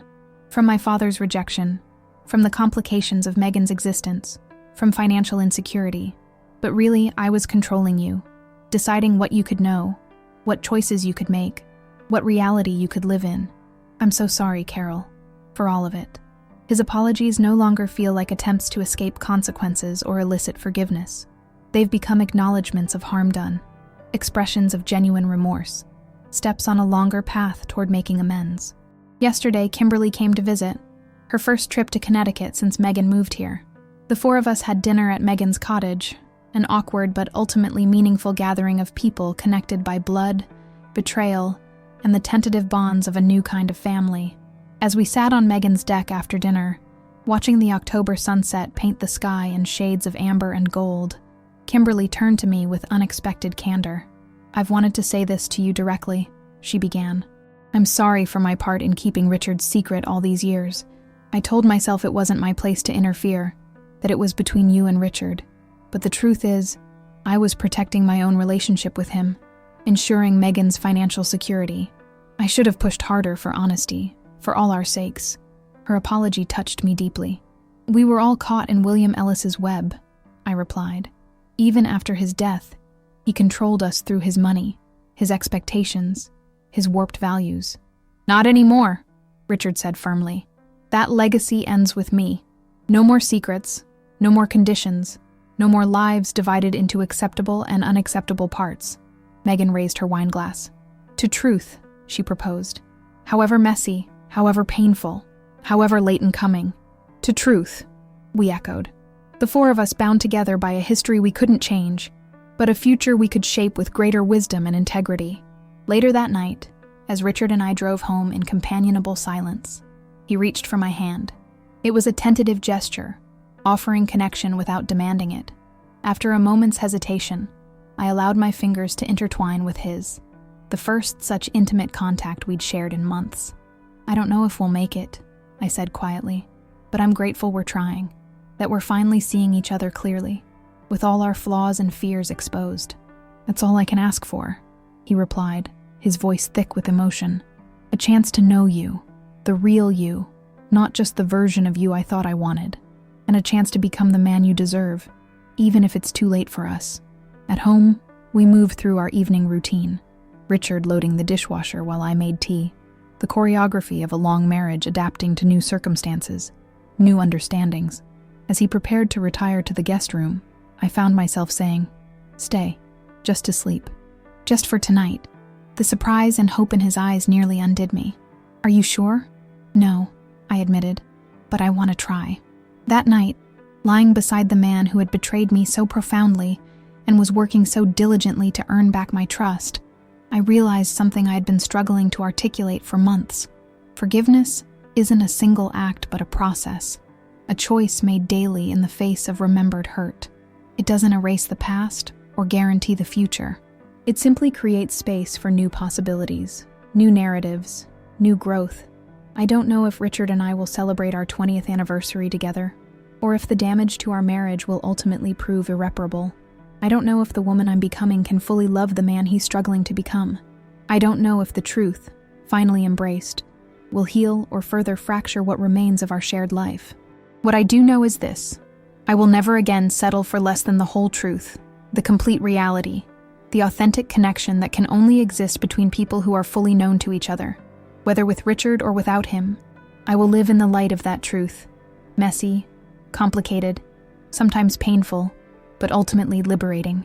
The midnight call that shattered my world also set me free. For that, at least, I can be grateful.